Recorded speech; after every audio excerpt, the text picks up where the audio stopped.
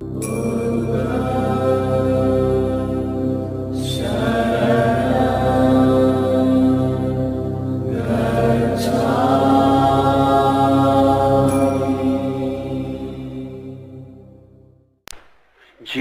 दो भांति जिया जा सकता है, एक मालिक की तरह, एक गुलाम की तरह। और गुलाम की तरह जो जीवन है वह नाम मात्र को ही जीवन है।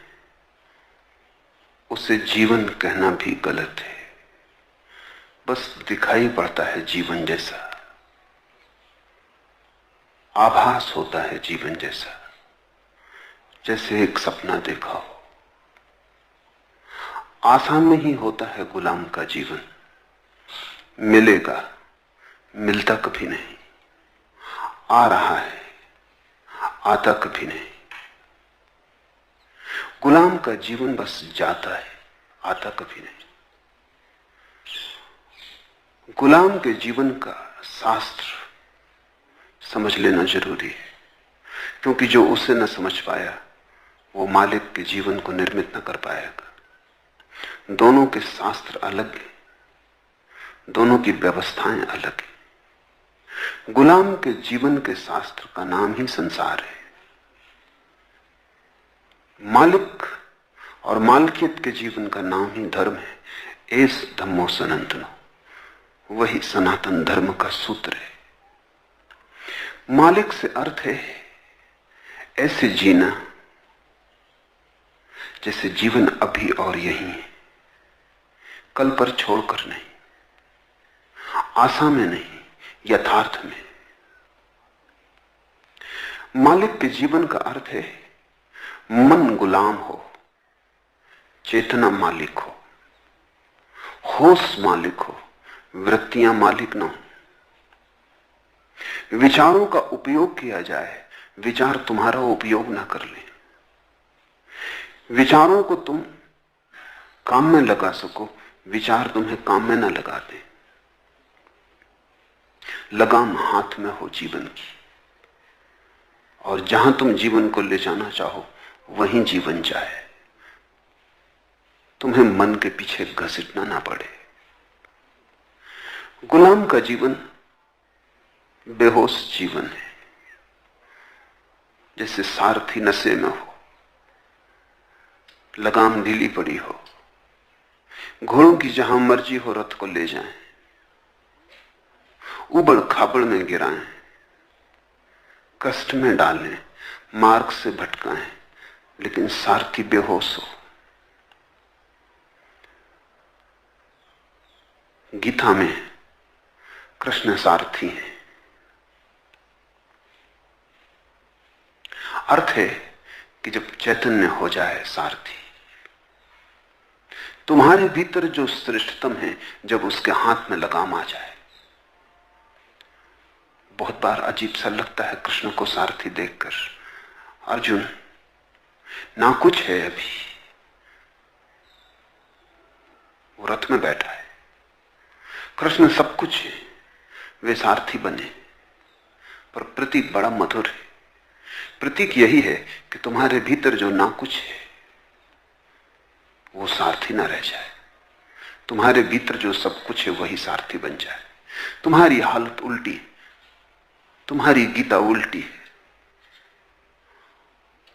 अर्जुन सारथी बना बैठा है, कृष्ण रथ में बैठे। ऐसे ऊपर से लगता है मालकियत, क्योंकि कृष्ण रथ में बैठे और अर्जुन सारथी है। ऊपर से लगता है तुम मालिक हो, ऊपर से लगता है तुम्हारी गीता ही सही, लेकिन फिर से सोचना, व्यास की गीता ही सही है। अर्जुन रथ में होना चाहिए, कृष्ण सारथी होने चाहिए।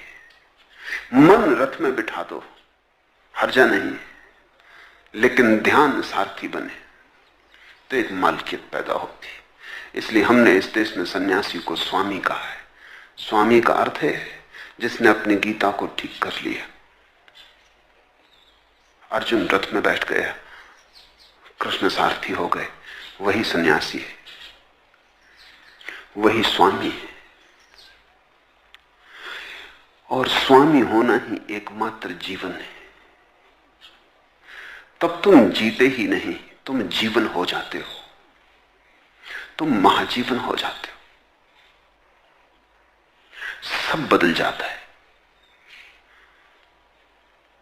कल तक जहां कांटे थे वहां फूल खिल जाते, और कल तक जो भटकाता था वही तुम्हारा अनुचर हो जाता है। कल तक जो इंद्रियां केवल दुख में ले गई थी वे तुम्हें महासुख में पहुंचाने लगती, क्योंकि जिन इंद्रियों से तुमने संसार को पहचाना है वे ही इंद्रियां तुम्हें परमात्मा के दर्शन दिलाने लगेगी, उनको ही झलक मिलेगी। यही आंखें, ध्यान रखना, फिर से दोहराता हूं, यही आंखें उसे देखने लगेंगी, और इन्हीं आंखों ने पर्दा किया था। इन्हीं आंखों के कारण वो दिखाई ना पड़ता था। इन आंखों को फोड़ मत लेना, जैसा कि बहुत से नासमझ तुम्हें समझाते रहे। ये आंखें बड़े काम में आने को हैं, सिर्फ भीतर का इंतजाम बदलना है।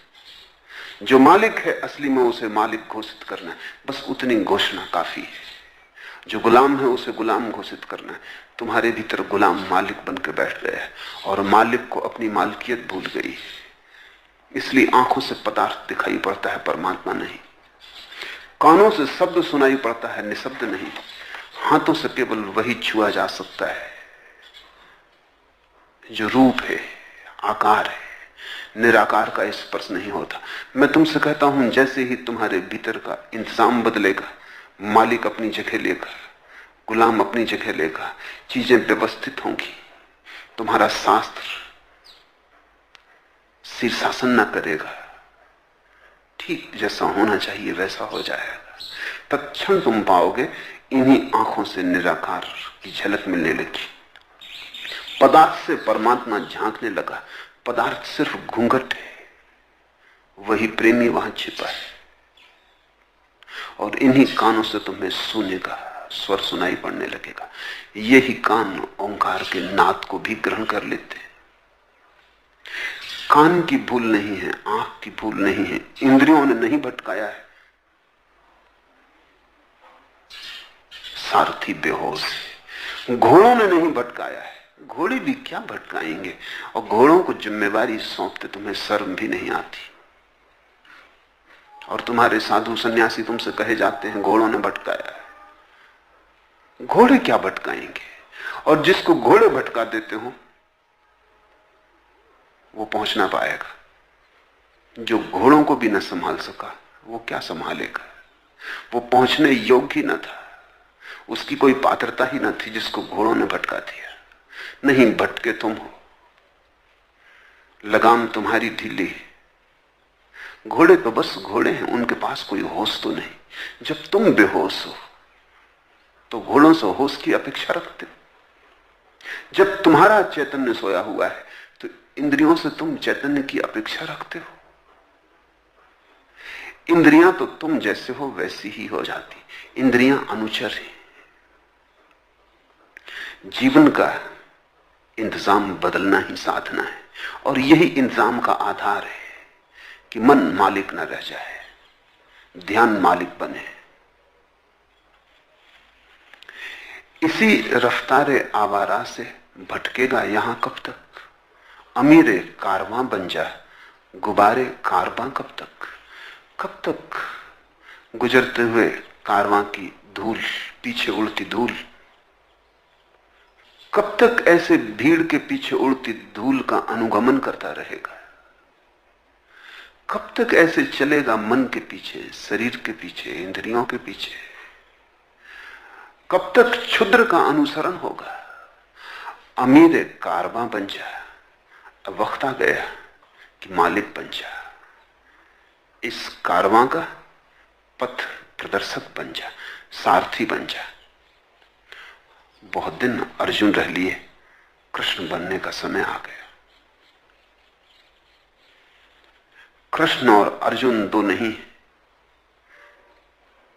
एक ही व्यक्ति को जमाने के दो ढंग हैं, एक ही चेतना के दो ढंग हैं, दो रूप हैं। रथ तो वही रहेगा, कुछ भी न बदलेगा। कृष्ण को भीतर बिठा दो, अर्जुन को सारथी बना दो, सब डगमगा जाएगा। कुछ तुमने जोड़ा नहीं, कुछ घटाया नहीं। बुद्ध ने कुछ जोड़ा थोड़ी है, उतना ही है बुद्ध के पास जितना तुम्हारे पास है। रत्ती भर जाता नहीं। कुछ घटाया थोड़ी है, रत्ती भर कम नहीं। न कुछ छोड़ा है, न कुछ जोड़ा है, व्यवस्था बदली। वीणा के तार अलग पड़े थे, वीणा पे कस दिए। ये वीणा के तार ढीले थे, उन्हें कस दिया है। जो जहां होना चाहिए था वहां रख दिया है, जो जहां नहीं होना चाहिए था वहां से बदल दिया है। सब वही है बुद्ध में जो तुम में। अंतर क्या है? संयोजन अलग है,